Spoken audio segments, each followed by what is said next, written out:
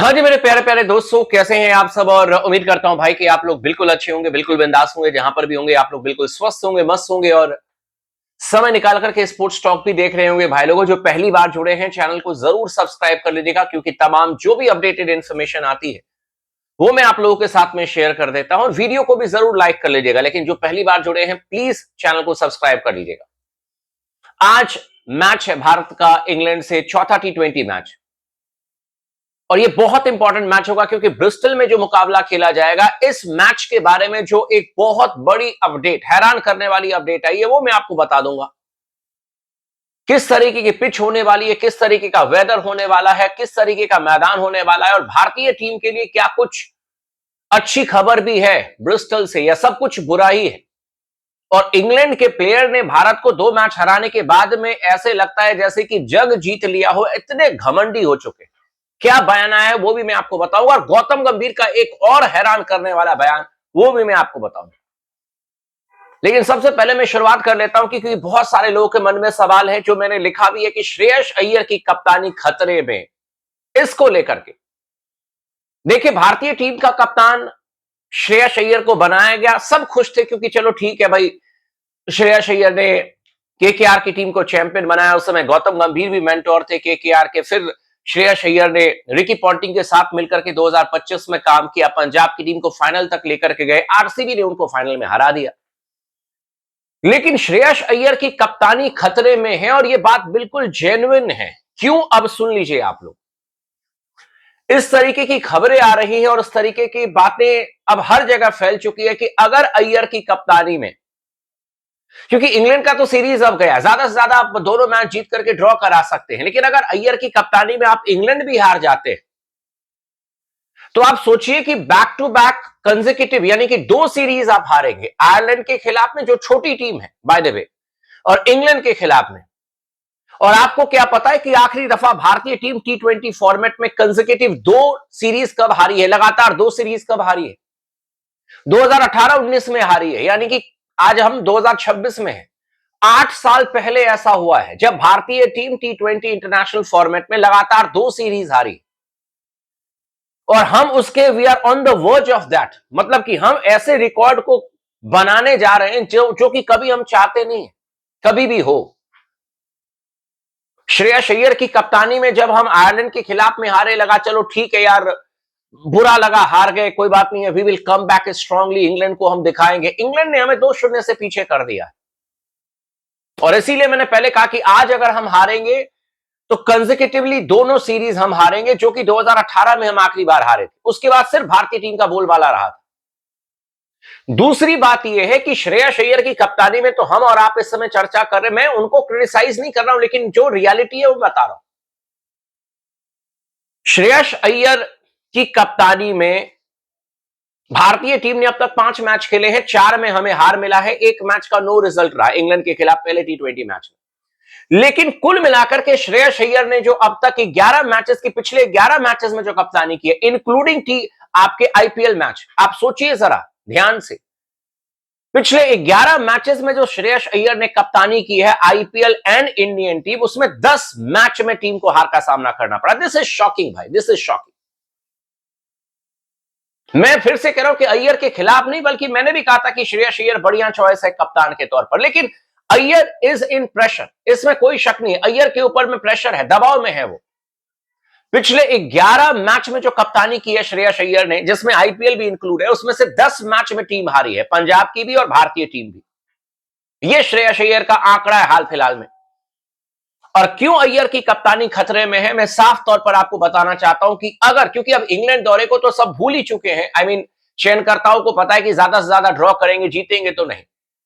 लेकिन अगर कुछ ऐसा वैसा और तैसा हो गया जिम्बाब्वे के खिलाफ में 3 T20 मैचेस की सीरीज में, तो डन एंड डस्टेड कप्तानी में परिवर्तन आपको देखने को मिल जाएगा। यह बात आप लिख करके ले लीजिए। बहुत सारे लोगों को लगता है कि भारत में कप्तान इतने जल्दी नहीं बदलते हैं, लेकिन वो नौबत आ सकती है जहां पर कि डिसीजंस लेना पड़ जाए। वर्ल्ड कप से ठीक पहले तक शुभमन गिल भारतीय टीम के वाइस कैप्टन थे, रातों रात शुभमन गिल गायब हो गए T20 फॉर्मेट से। ऐसा नहीं है कि हम एकदम ही आउट ऑफ द बॉक्स जाकर के फैसले नहीं लेते हैं, चयनकर्ता लेने को तैयार है, मैनेजमेंट लेने को तैयार है। इसीलिए श्रेयस अय्यर को सतर्क रहने की जरूरत है। और अब दूसरी चीज आप सुन लीजिए, अय्यर की कप्तानी में जो मैंने कहा कि 11 में से 10 मैच टीम हारी है, पिछले 11 में से 10 मैच टीम हारी है इंक्लूडिंग आईपीएल। वहीं पर हैरी ब्रूक जब से कप्तान बने इंग्लैंड के, अब इनका रिकॉर्ड आप सुन लीजिए, कुल मिलाकर के 21 में से 18 मैच इंग्लैंड की टीम जीती है भाई। हैरी ब्रूक ने जब से जॉस बटलर से कप्तानी ली है टी20 इंटरनेशनल फॉर्मेट में, 21 में से 18 मैच इंग्लैंड की टीम जीती। एक कप्तान के तौर पर हैरी ब्रूक कितने सक्सेसफुल रहे हैं वो देख लीजिए। और टी20 इंटरनेशनल फॉर्मेट में इंग्लैंड की टीम बहुत बेहतर टीम नजर आ रही है। वो एक शॉक लग सकता था इंग्लैंड को वर्ल्ड कप में नेपाल के खिलाफ में, लेकिन वो बच गई इंग्लैंड की टीम। लेकिन सेमीफाइनल में ये भी बात सच है कि हम भी बच गए, नहीं तो सेमीफाइनल तो जेकब बेथेल लेकर के चले गए थे हमारे हाथ से। वहां पर चतुराई की थी हमारे सूर्य कुमार यादव की कप्तानी में। सूर्य कुमार यादव आपको याद होगा किस तरीके से कप्तानी करते हुए नजर आए। लगा कि शायद आखिरी ओवर बचा करके रखेंगे बुमराह के लिए, उन्होंने कहा कि आखिरी ओवर तक मैच ही नहीं जाएगा भाई। उन्होंने बुमराह से, अपने फ्रंटलाइन गेंदबाज हार्दिक पांड्या से कंसेक्यूटिवली गेंदबाजी करवा ली और मैच जिता दिया भारतीय टीम को।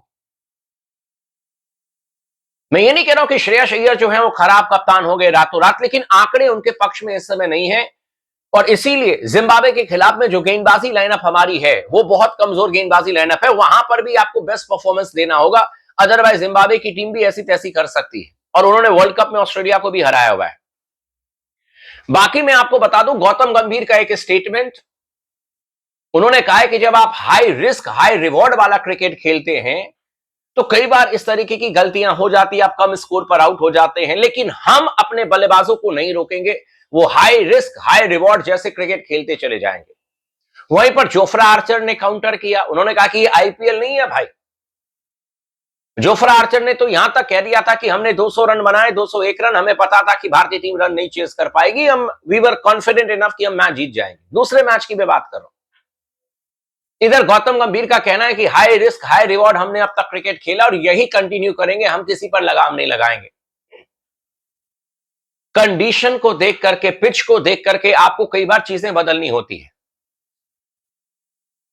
और यहां पर आपको बदलाव करने की जरूरत है। इनफैक्ट मैं तो वैभव सूर्यवंशी से भी कहूंगा कि थोड़ा सा टिक जाओ, नजरें जमा लो और रन करो, क्योंकि वैभव सूर्यवंशी का चल जाना इंग्लैंड की टीम को और जोफ्रा आर्चर को सबसे बड़ा जवाब होगा। किसी और प्लेयर की मैं गारंटी नहीं दे सकता हूं, लेकिन वैभव की गारंटी दे सकता हूं कि 10 ओवर जिस दिन वैभव खेल जाएगा उस दिन भारतीय टीम की जीत की गारंटी है। मैं कहीं पर भी लिख करके दे सकता हूं। और जोफ्रा आर्चर जो कह रहा है कि आईपीएल नहीं है, ये है वो है, ठीक है, आप इस समय बेहतर क्रिकेट खेल रहे हैं, जो मर्जी आप कह दीजिए, लेकिन यह भी बात तय है कि जिस दिन वैभव सूर्यवंशी का बल्ला चलेगा उस दिन आपको भी समझ में आ जाएगा कि आईपीएल और इंटरनेशनल क्रिकेट सब उसके लिए बराबर है। बाकी अय्यर को बहुत सतर्क रहने की जरूरत है। एक ऐसा रिकॉर्ड बन सकता है जो रिकॉर्ड हम कभी नहीं चाहते थे। 2018 के बाद कभी भी लगातार 2 सीरीज हम नहीं आ रहे टी20 फॉर्मेट में, हो सकता है कि हार का सामना करना पड़े। लेकिन ब्रिस्टल में अच्छी बात यह है भाई लोगों कि भारत ने अब तक जो पिछले 5 मैच खेले हैं उसमें से 4 मैच भारतीय टीम जीती है, 1 मैच बारिश की वजह से हुआ नहीं। मतलब कि ब्रिस्टल में हम हारे नहीं है पिछले 4 मैचेस।